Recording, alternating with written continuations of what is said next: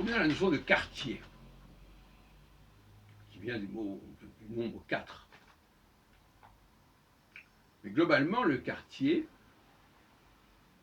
c'est une notion fondamentale de la laïcité.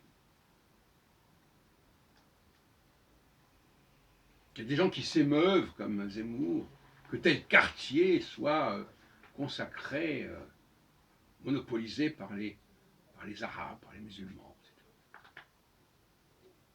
Ça a toujours été comme ça. Même sous l'Empire ottoman, il y avait des quartiers. Même dans l'Algérie de Zemmour, de ses parents, de ses aïeux, il y avait des quartiers. Et chaque quartier avait une certaine autonomie, avait ses mœurs, ses coutumes. Et on respectait, les quartiers se respectaient mutuellement. Donc si quelqu'un est contre les quartiers, c'est quand même un problème, ça veut dire quelque chose.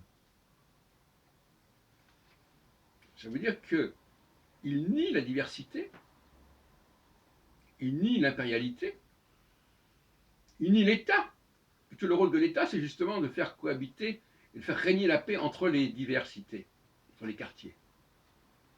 Le rôle d'un maire, c'est de veiller à ce que les quartiers cohabitent, coexistent harmonieusement. Ce n'est pas la disparition des quartiers. C'est au contraire veiller à ce qu'il n'y ait pas trop d'empiètement d'un quartier par rapport à l'autre. La notion de quartier permet la diversité. S'il n'y a pas de quartier, il n'y a pas de diversité possible. Parce que les gens sont les uns sur les autres. C'est la promiscuité. Le quartier, ce n'est pas la promiscuité.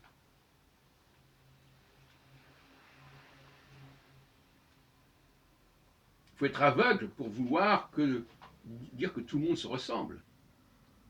C'est une contre-vérité, c'est un déni de réalité.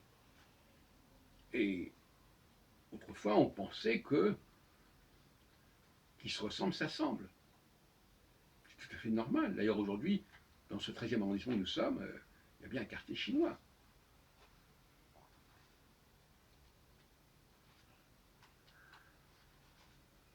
Alors, c'est assez curieux de voir à quel point ce sont justement les originaires d'Afrique du Nord, les Juifs d'Afrique du Nord en particulier, qui protestent contre cette quartierisation des banlieues ou même de la capitale ou ailleurs.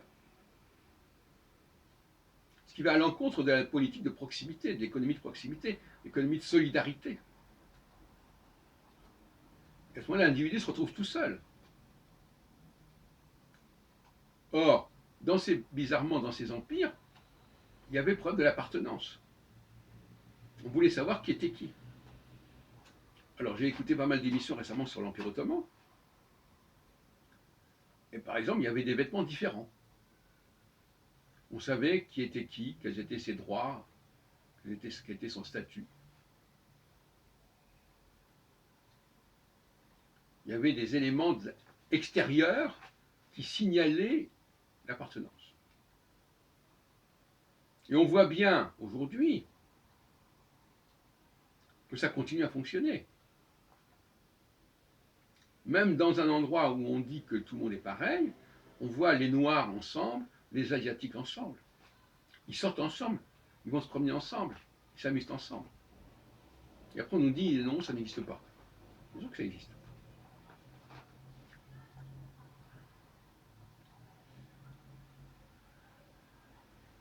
Il y a des logiques de rassemblement qui existent. La circoncision, d'ailleurs, c'est un cas assez remarquable. La circoncision, c'est un marqueur d'appartenance religieuse. Et en même temps, bizarrement, on ne le voit pas, ce marqueur. Mais autrefois, on le voyait. Quand les gens se promenaient, quand les hommes assumaient mieux leur nudité, on voyait s'ils étaient ou non circoncis. Et d'ailleurs, la circoncision, à mon avis, ne fait sens au départ que au regard de cette nudité. Et d'ailleurs, on sait, par exemple, que sur les stades, quand il y avait des athlètes juifs qui concouraient avec des Grecs, eh bien, les athlètes juifs pouvaient utilisaient des faux prépuces, en quelque sorte, pour dissimuler leur circoncision. Et quand Jésus s'adresse aux Éphésiens en parlant des incirconcis, on se pose la question, ils sont incirconcis, mais quand ils sont habillés, on ne voit pas qu'ils sont circoncis. C'est une espèce de contradiction anthropologique, ethnologique assez étrange. Un marqueur qui ne se voit pas. Un marqueur qui ne se voit pas, ce n'est pas un marqueur. Donc la circoncision exige la nudité masculine. Elle a dû s'établir à ce moment-là. Et en même temps, elle a dû perdurer. Je pense que du temps de Jésus, il y avait encore cette nudité quelque part. Et on voit bien qu'un tel n'était pas circoncis. Que les païens qui vivaient avec les juifs n'étaient pas circoncis. Ça pouvait se voir à différents moments, je ne sais pas moi, sur les terrains de sport, dans les piscines, je ne sais pas. Enfin, il y avait quelque chose de la circoncision qui se voyait.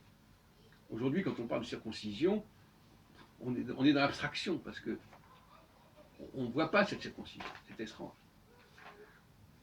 On peut en terminer, donc les empires, paradoxalement, encourageaient les différences et les marqueurs d'appartenance.